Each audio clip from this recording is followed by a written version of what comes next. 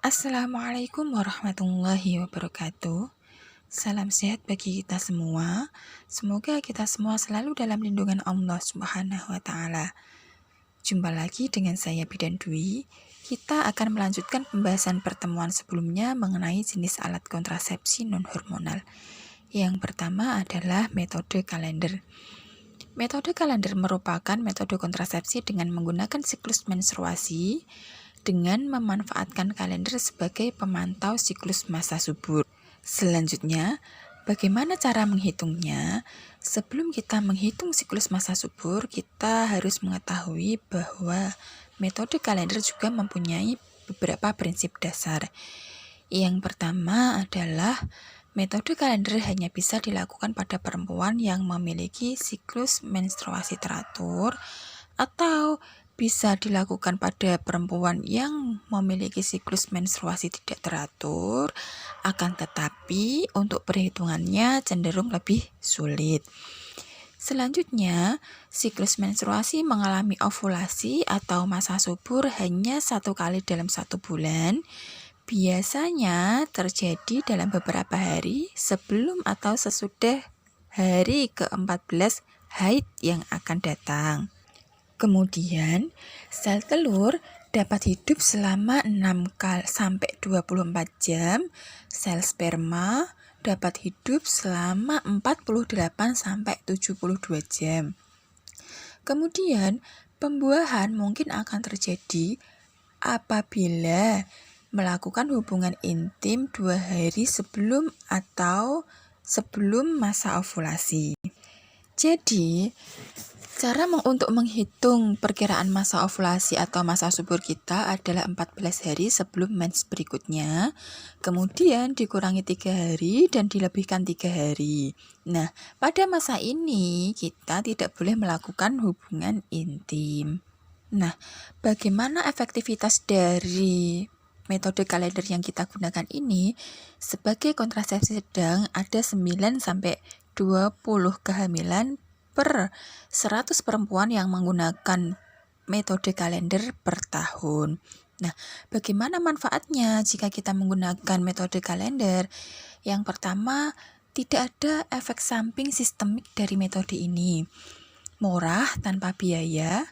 Yang ketiga, tidak ada resiko kesehatan yang berhubungan dengan kontrasepsi. Yang keempat, dapat digunakan untuk menghindari atau mencapai kehamilan. Kemudian, apa kekurangan dari metode kalender ini? Yang pertama adalah kurang begitu efektif dibandingkan dengan metode kontrasepsi yang lain. Yang sudah saya sampaikan tadi, terjadi 9-20 kehamilan pada 100 perempuan yang menggunakan metode kalender per tahun. Yang kedua adalah bila siklus menstruasi tidak teratur, dapat mempersulit kita untuk menentukan masa subur kita. Yang ketiga adalah memerlukan pencatatan siklus menstruasi yang cukup.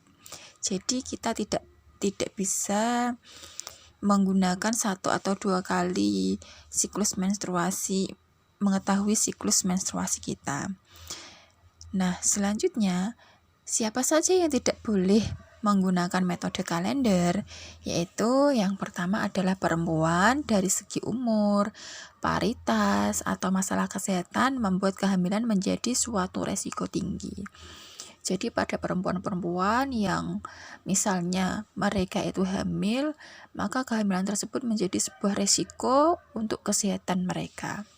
Yang kedua adalah perempuan yang belum mendapatkan haid selama menyusui atau setelah mengalami abortus. Yang ketiga adalah perempuan yang pasangannya tidak mau bekerja sama atau berpantang melakukan hubungan seksual selama waktu tertentu dalam siklus haid. Nah, siapa saja yang bisa menggunakan metode kalender adalah semua perempuan semasa reproduksi, baik siklus haid teratur atau tidak teratur. Yang kedua adalah perempuan dengan alasan kesehatan tertentu yang tidak dapat menggunakan metode kontrasepsi hormonal. Nah, selanjutnya yang kita bahas di sini adalah metode kontrasepsi non hormonal yang ketiga, yaitu coitus interruptus atau senggama terputus. Jadi apa itu coitus interruptus atau senggama terputus? Adalah suatu metode kontrasepsi di mana senggama diakhiri sebelum terjadi ejakulasi intravaginal. Ejakulasi terjadi jauh dari genitalia eksternal wanita. Selanjutnya, bagaimana cara kerja dari coitus interruptus ini? Jadi, alat kelamin atau penis dikeluarkan sebelum terjadi ejakulasi, sehingga sperma tidak dapat masuk ke dalam vagina. Dengan demikian, tidak ada pertemuan antara spermatozoa dengan ovum atau sel telur sehingga kehamilan dapat dicegah. Nah, selanjutnya bagaimana manfaat dari alat kontrasepsi coitus interruptus ini? Di sini ada dua manfaat, yaitu yang pertama adalah manfaat kontrasepsi, yang kedua adalah manfaat kontrasepsi non kontrasepsi. Manfaat kontrasepsi ini adalah yang pertama, alat kontrasepsi ini, metode kontrasepsi ini bersifat alamiah. Yang kedua adalah efektif bila dilakukan dengan benar untuk mencegah kehamilan. Yang ketiga adalah tidak mengganggu produksi ASI. Yang keempat adalah tidak ada efek samping. Yang ketiga adalah tidak membutuhkan biaya, jadi gratis. Yang keempat adalah tidak memerlukan persiapan khusus. Yang kelima adalah dapat dikombinasikan dengan metode kontrasepsi lain dan dapat digunakan setiap waktu. Kemudian, apa manfaat non-kontrasepsinya? Yang pertama adalah adanya peran serta suami dalam keluarga berencana dan kesehatan reproduksi. Yang kedua adalah menanamkan sifat saling pengertian, dan selanjutnya adalah tanggung jawab bersama dalam ber-KB. Apa saja keuntungan dari menggunakan alat kontrasepsi ini? Yang pertama adalah efektif untuk mencegah terjadinya kehamilan jika dilakukan dengan benar. Yang kedua adalah tidak mengganggu produksi ASI. Yang ketiga, dapat digunakan sebagai pendukung metode KB lainnya. Yang keempat adalah tidak ada efek samping dan tidak memerlukan alat. Nah, selain keuntungan, alat kontrasepsi ini juga memiliki beberapa keterbatasan, yaitu yang pertama adalah sangat tergantung dari pihak pria dalam mengontrol ejakulasi dan tumpahan sperma selama senggama. Yang kedua adalah memutus kenikmatan berhubungan seksual. Yang ketiga adalah sulit untuk mengontrol tumpahan sperma selama penetrasi, saat dan setelah coitus interruptus. Yang ketiga adalah tidak melindungi dari penyakit menular seksual. Yang keempat adalah kurang efektif untuk mencegah terjadinya kehamilan.